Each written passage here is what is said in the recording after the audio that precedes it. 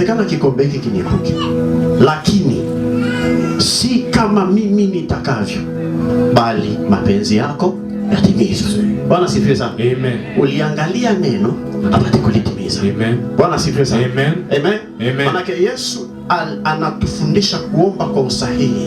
Yes. Kwa usahihi kwa namna gani? Katika kile tunachokiomba kiwe ni sahihi. Amen. Amen. Amen. Unalihitaji neno.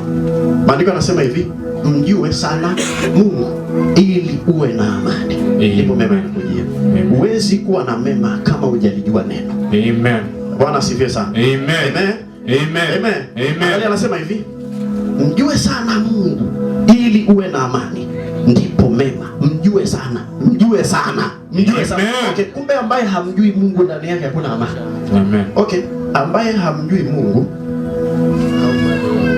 maana yake automatically ndani yake hakuna Mungu.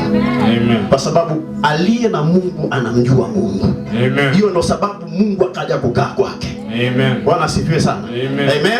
Amen. Tuko pamoja? Amen. Kile unachokiomba hakikisha ni sahihi kulingana na neno la Bwana. Kichwa cha somo andika